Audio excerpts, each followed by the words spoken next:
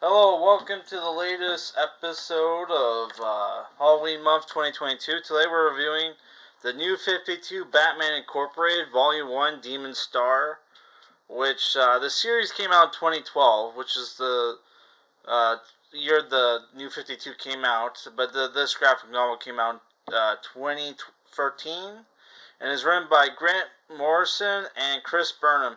So this series is a little weird. I think it collects the first 6 issues. Issues 0 through 6.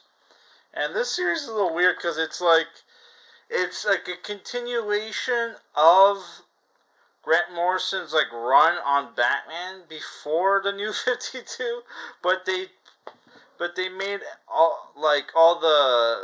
they changed everybody's costumes to the New 52 costumes. So it's like, is this part of continuity or not part of continuity? I'm not sure. Right. But yeah, if you were reading Grant Morrison's Batman and Robin run, you know, you'll it's pretty much a continuation of that. So obviously, Batman's came back to life, and first thing he decides to do is create a vigilante force called Batman Incorporated, funded by Bruce Wayne directly. And in issue 0, which has a different artist, the main book is by Chris Burnham, right?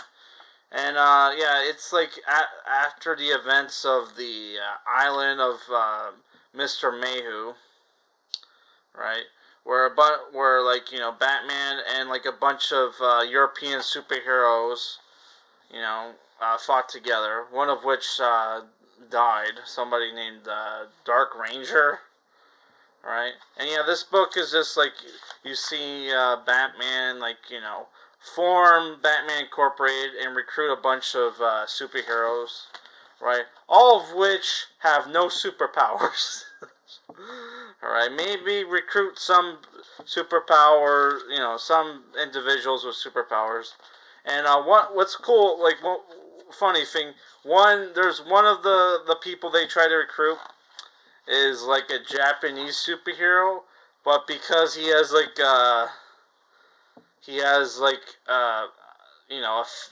he's a pervert. Batman's yeah, we're not gonna hire you. Which I thought that was funny. But yeah, the main story of the book is that there's an evil cult called Leviathan, which is this cult / crime syndicate that's taking over Gotham, and they put a bounty on Robin's head, right? And obviously, it turns out to be Talia al Ghul, which they knew right away was Talia al Ghul, right? And it's funny because Robin's not allowed to kill people, but he gets shot at, and he uses this guy as a shield, right? Human shield, right? Which the assassin's this fat guy who was retired but came out of retirement to kill Robin because he needs money for his son's operation, right? And yeah, so um, they're at the slaughterhouse fighting members of Leviathan, where Robin sees this cow and decides to take him home as a pet. As of now, I'm a vegetarian, and this is Bat Cow. Because of the coloring on his face, it looks like he has a mask on. And also, there's this thing where the cows, the cult was using cows and poison their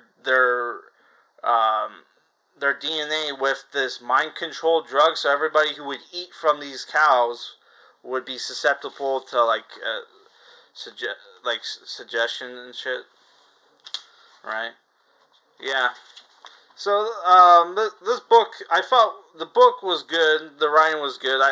Uh, it's kind of funny because they have all these superheroes, right, join Batman, and they're basically just cannon fodder to get their butts kicked. Also, the mutants from Batman, Frank Miller's Batman, The Dark Knight Returns, are in this book. They have a small cameo, right? So yeah, I thought the action in this book was good. Um, the action was good. The art is good, but I wasn't a huge fan of the faces. Like, the faces could have been drawn a bit better, but the action scenes were good. You get also like a retelling of like Talia al Ghul's relationship with her father, right? Which I could care less. Also, they talk about, like, her relationship with Batman. Yeah. Also, Matches Malone is in the book as well.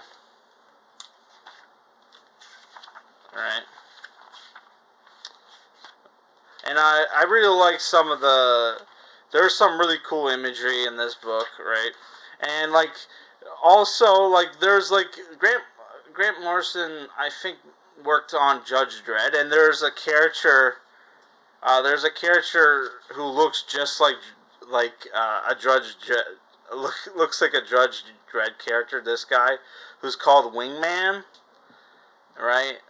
And it turns out to be Jason Todd, right? The Red Hood, who's like the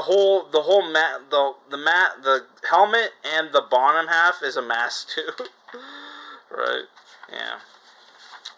Also, like, yeah, and what's cool about the book is that there's gore and there's lots of blood, right?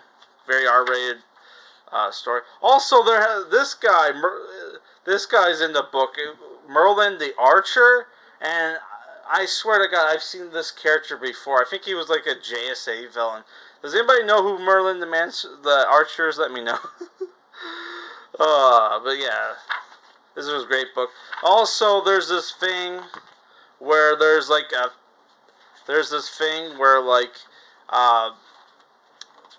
where like in the I think the second to last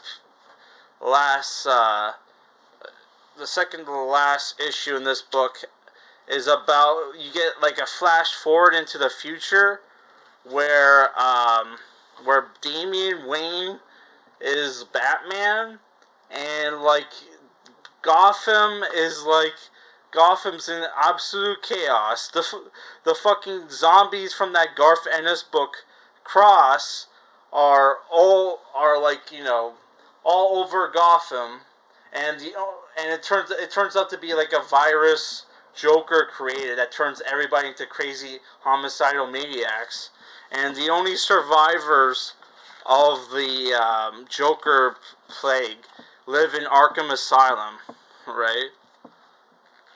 So, like, I thought this story was really cool, and basically Batman saw a vision of this, and that's why he wants to hand over Damian Wayne back to his mother, because he doesn't want. He saw this and thinks, oh yeah, Damian Wayne would not be a good Batman, right? Also, Ace the Bat Hound is in this book as well. Where is it? Also, for you Tim Drake fans, Tim Drake is in the book as well.